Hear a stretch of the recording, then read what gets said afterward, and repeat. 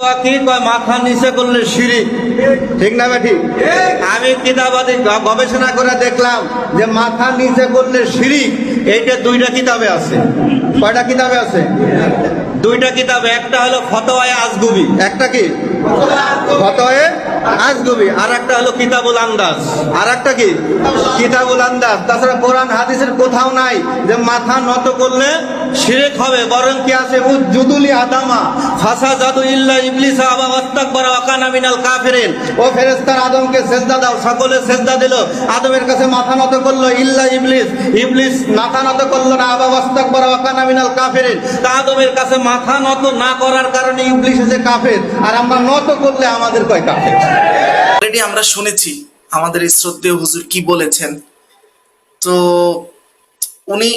উনি বলেছেন, ওনার গবেষণা করে উনি ব্যঙ্গাত্মক করে বলেছেন যে আজগবি কিতাব ছাড়া এ ধরনের কথা উনি কোথাও পান নাই।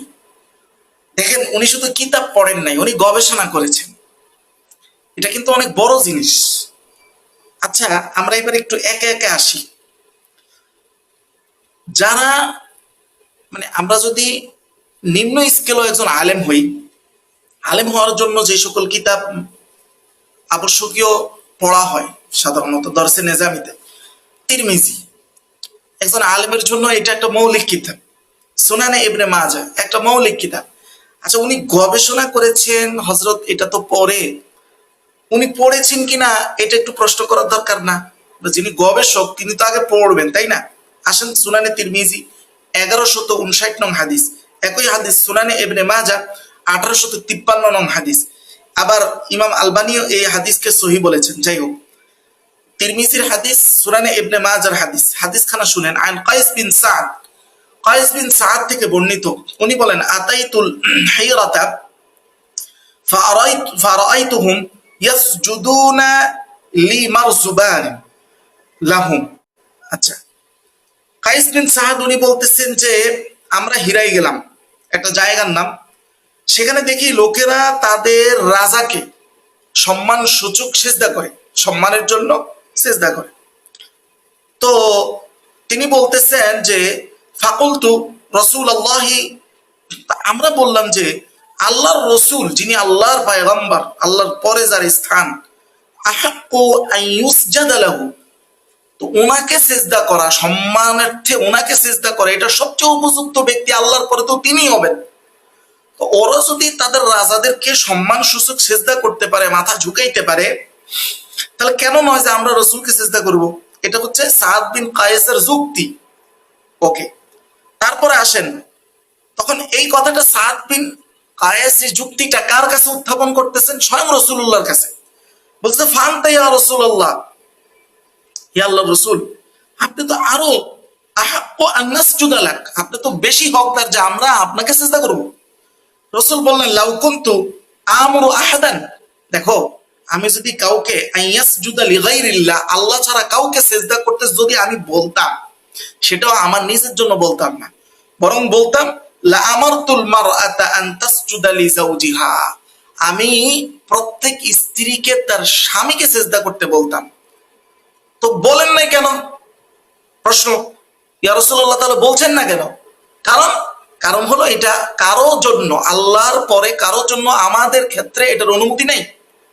দেখেন, এই হাদিসখানা তিরমিজির, এই হাদিসখানা সুনানে ইবনে মাজাহ, যে দুইটা কিতাব একজন নিম্ন স্কেলে আলেম হতে হলেও এটাকে ডেঙ্গিয়ে যাইতে হয়, এটাকে ওভারকাম করে যাইতে হয়। গবেষণা আসলো কোত্থেকে? আসেন সামনে আরো। সুনানে ইবনে মাজাহর 1800, ওই পরের হাদিসটা 54, সুনানে ইবনে মাজাহর এই যে হাদিসটা শুধু এর পরের হাদিসটা, মুআয ইবনে জাবাল থেকে বর্ণিত, তিনি বলেন, কদিমতু শামা, একই কাহিনী, আমি শাম দেশে গেলাম, ফারাআইতুহুম ইয়াসজুদুনা লি আসাকিফাতিহিম ওয়া বাতারিকাতিহিম। উনি বলেন, আমি, মুআয ইবনে জাবাল বলেন, শামে গেলাম, দেখলাম তারা তাদের পাদ্রীদেরকে সম্মান সুযোগ, অর্থাৎ পাদ্রী বলতে তাদের ধর্মীয় বড় ব্যক্তিত্ব, এই পেশটা তো এই জায়গায়, তাই না? আমরা আমাদের ধর্মীয় আল্লাহর ওলি টলি ওদেরকে সেজদা, তাদের সামনে মাথা ঝুঁকাবো কি ঝুঁকাবো না, এই তো সম্মানিত ব্যক্তিদের সামনে। তো ওই শামে গিয়ে তারা দেখলো তারা শামবাসী, তাদের সম্মানিত লোক যারা, অর্থাৎ খ্রিস্টানের পাদ্রী টাদ্রী যারা আছে, তাদেরকে সেজদা করতেছে। তো মুআজ ইবনে জাবাল সাহাবী উনি বললেন ফাওয়াদিতু, আমি এটা ফি নাফসি, আমি মনে মনে এটা আকাঙ্ক্ষা করলাম। এটা তো আপনাদের আকাঙ্ক্ষারই বিষয়, তাই না? যে আল্লাহর ওলি কি কি করবেন, সিজদা করবেন, সম্মান দেখাবেন। তো এই আকাঙ্ক্ষাটা মুআজ ইবনে জাবালের মধ্যে সর্বপ্রথম আসছে রাসূলের জন্য। উনি বললেন যে আমি আকাঙ্ক্ষা করলাম আন্না ফাআলা যালিকা বিরাসূলিল্লাহ সাল্লাল্লাহু আলাইহি ওয়াসাল্লাম, আমি তো এটা আল্লাহর নবীর জন্য আমরাও এটা করব, সম্মানের জন্য, যেহেতু রাসূলকে তারা ভালোবাসতেন জীবনের চাইতে। ফালাম্মা কাদিমতু আলা রাসূলিল্লাহ, যখন মদিনায় ফিরে আসলাম, নবীর দরবারে আসলাম, ফাযাকারতু যালিকা লাহু, এই ঘটনা, এই বর্ণনা নবীকে শুনাইলাম। ফাকাল রাসূলুল্লাহ, রাসূল সাথে সাথে বললেন ফালা তাফআলু, এই কাজ ভুলেও করিও না। আচ্ছা, এই কিতাবের এই হাদিসটা যিনি জানেন না, বা আমার যে শ্রদ্ধেয় হুজুর জানেন না, ওনার গবেষণা কোথায়? আসেন, শুধু তাই না, এখন উনি প্রশ্ন করতে পারেন যে ওই যে মাথা ঝুঁকে যে আমরা সালাম করি, এটা তো সেজদা না, এটা তো সেজদা না। এই হাদিসগুলো তো সেজদার কথা বলা হইতেছে, আমি কি সেজদার কথা বলছি? মাথা নত করার কথা, অর্থাৎ আমরা একটু কি করি, সম্মান সূচক মাথা নত করে সালাম দেই, পায়ে ধরে সালাম দেই। আচ্ছা, মাথা নত সেজদা না, না সেজদা শব্দ। আচ্ছা, তাহলে সেজদা শব্দ বাদ দিয়ে দিই, এবার মাথা নত শব্দ দিয়ে আনি। আসেন, ইমাম তবরানি তার কিতাব আল কাবীর, এবং এটা আলবানিও সহি বলেছেন ফি সহিহুল জামি', এটার ৭৩৫১ নং হাদিস হিসাবে রাসূল স্পষ্ট এখানে সিজদার কথা বলেন নাই।